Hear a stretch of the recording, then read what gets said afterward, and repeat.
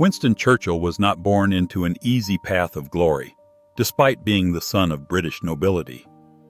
His childhood was marked not by endless comfort, but by loneliness. His father, Lord Randolph Churchill, was a distant and harsh figure. His mother, Jenny Jerome, an American socialite, was glamorous and busy with her own life. Young Winston often felt abandoned, left to the care of nannies and boarding schools. He was not a star student. In fact, he struggled with languages, often ranked low in his class, and many of his teachers dismissed him as distracted, stubborn, and unteachable. They saw only a boy who stuttered, who misbehaved, who lacked discipline. Few could have guessed that this difficult child would one day use words to move nations. But Winston had something that no school report could measure, a fire within him. He loved history, stories of great battles, and the power of heroes who stood against impossible odds. He dreamed of glory, of standing at the front when others shrank away. It was this dream that led him to Sandhurst, the Royal Military Academy, where at last he found a place that rewarded courage, resilience, and boldness.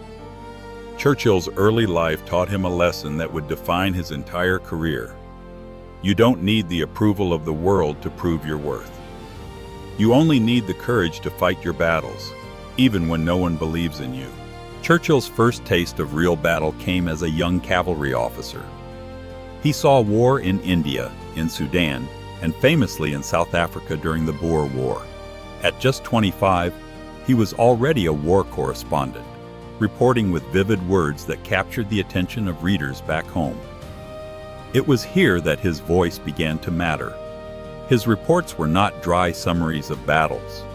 They were alive with tension, danger, and the humanity of the men fighting them. He was more than a soldier with a rifle. He was a soldier with a pen. In South Africa, Churchill was captured by the enemy and imprisoned. For most men, this would have meant despair, maybe even the end of a career. But Winston Churchill refused to be broken. He escaped, trekking across dangerous terrain, evading enemies, until he found safety. When he returned to Britain, he was celebrated as a hero. The lesson was clear. Churchill's life would be defined not by the battles he avoided, but by the battles he survived. Every setback would be fuel for his legend. Every escape from danger would give weight to his words. And above all, his voice began to carry authority, not because of privilege, but because he had lived the struggle himself. Churchill's political career did not take off immediately. He entered Parliament with great energy, but also with controversy. He switched parties from conservative to liberal, making enemies on both sides. His arrogance, his confidence, his unwillingness to bow to others' expectations all made him a divisive figure. By the 1930s, Churchill found himself increasingly isolated. Many saw him as a man whose time had passed. He warned about the dangers of Adolf Hitler and Nazi Germany long before others would listen, but his warnings were dismissed as alarmist. Politicians mocked him. Newspapers portrayed him as a relic of a bygone age. Churchill called this period his wilderness years. He was excluded from power, shut out of the decisions that shaped Britain's fate. And yet, even in this darkness, he refused to silence his voice. He wrote, he spoke, he warned. His speeches in Parliament were like echoes in an empty hall, ignored by most but carrying the weight of truth. What sustained him was the belief that a voice of truth matters even when it is unwelcome. He knew that when the storm broke, and he was certain it would, his voice would be needed. The late 1930s brought the rise of Hitler's aggression in Europe. Germany rearmed, violated treaties, and annexed territory.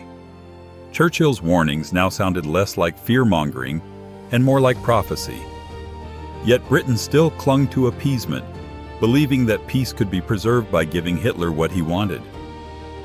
Churchill stood almost alone, demanding rearmament, demanding vigilance. He was ridiculed as a warmonger. But history was moving in his direction. When war finally came in 1939, Britain was unprepared. The leaders who had promised peace were discredited. And in that moment of failure, the nation turned to the man it had once mocked. Churchill was appointed First Lord of the Admiralty, the same position he had held during World War I. But soon, the crisis deepened. France fell. Europe was burning. Britain stood alone against the storm. And in May 1940, when Neville Chamberlain resigned, Winston Churchill became Prime Minister. Churchill became Prime Minister at Britain's moment of greatest peril. Nazi armies swept across Europe. France collapsed in 6 weeks. The British Army barely escaped at Dunkirk, leaving behind their weapons, their allies, and their hopes. Hitler looked unstoppable. It was in this moment, when many expected Britain to surrender, to negotiate peace, that Churchill's true power emerged. His voice. His words did what no army could. They gave people courage. In his first speech as Prime Minister, he declared, "I have nothing to offer but blood, toil, tears, and sweat." It was not a promise of ease. It was a call to endure. Then came his most famous words after the fall of France. "We shall fight on the beaches. We shall fight on the landing grounds. We shall fight in the fields and in the streets. We shall never surrender." Those words carried across the airwaves into the homes of millions and into the hearts of a people who refused to bow. Churchill had turned despair into defiance. His voice became Britain's weapon, louder than bombs, stronger than fear. In the summer of 1940, the skies over Britain became the front line of freedom. The German Luftwaffe launched its assault, seeking to crush the Royal Air Force and pave the way for invasion. Every day, bombs fell on British cities. Every night, sirens wailed. The people were exhausted. But Churchill's voice did not waver. He visited bombed-out neighborhoods, standing among the rubble with ordinary citizens. He smoked his cigar, raised his fingers in the V sign for victory, and declared, "Never in the field of human conflict was so much owed by so many to so few," in tribute to the RAF pilots who defended the skies. It was not just leadership from above. It was solidarity. Churchill made people believe that they were not just victims of war. They were participants in a grand struggle for civilization itself. This was Churchill's genius, to make ordinary people feel like heroes. His voice carried not just orders, but faith. The war dragged on. Britain endured the Blitz, months of relentless bombing. Families slept in underground shelters, children were evacuated from cities, and the cost of resistance grew heavier each day. Churchill, too, bore the weight. He was not invincible. He suffered from depression, what he called his black dog. Nights of despair haunted him. He drank heavily, sometimes too heavily. The burden of leading a nation in its darkest hour nearly crushed him, and yet he never let the people see defeat in his face. His public words remained strong even when his private heart trembled. This balance, this ability to fight his own darkness while lifting others, made him uniquely human. Churchill's story is not of a perfect hero, but of a flawed man who stood anyway. And that is why his voice mattered. Because people did not see a saint, they saw a man like themselves, choosing courage despite the weight of fear. By 1941, Churchill's voice was joined by others. The United States entered the war after Pearl Harbor. The Soviet Union became an ally after Hitler's betrayal. Slowly, the tide began to turn. Churchill worked tirelessly with Roosevelt and Stalin, forging an alliance that was uneasy but essential. He traveled across the Atlantic, giving speeches in the U.S. Congress that stirred the hearts of Americans. "Give us the tools and we will finish the job." His voice was no longer only Britain's. It became the voice of democracy itself. In unity, the Allies found strength, and step by step the shadow of Nazi dominance began to recede. In 1945, the war in Europe ended. Churchill walked among the ruins of a liberated continent. His voice, once ridiculed, had become the soundtrack of victory. But politics is cruel. Almost immediately after leading his nation through triumph, Churchill lost the general election. The man who had been their savior was voted out of office. It was a shocking reminder that glory is fleeting and gratitude often short-lived. Yet Churchill did not vanish. He continued to speak, to write, to warn of new dangers in the Cold War.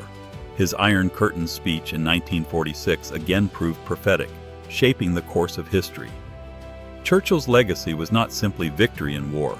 It was the enduring truth that words matter, that leadership is not only strategy and weapons, it is voice, spirit, and conviction. Winston Churchill lived a long life, filled with triumphs and defeats, light and shadow. He was not without flaws, but he was never without courage. When darkness seemed certain, he spoke light. When surrender seemed inevitable, he spoke defiance. When fear seemed overwhelming, he spoke hope. His story reminds us that leadership is not perfection, but persistence. It is the refusal to let despair have the final word. Today, his voice still echoes. Never give in, never, never, never. Not just to armies, but to all of us. In our struggles, our failures, our darkest hours. Because sometimes all it takes to change the course of history is one voice, defying the darkness. If this story moved you, if it gave you strength for your own battles, join us here at Recreate Your Mind. Subscribe today, and let history remind you that the greatest power we carry is the courage to never give in.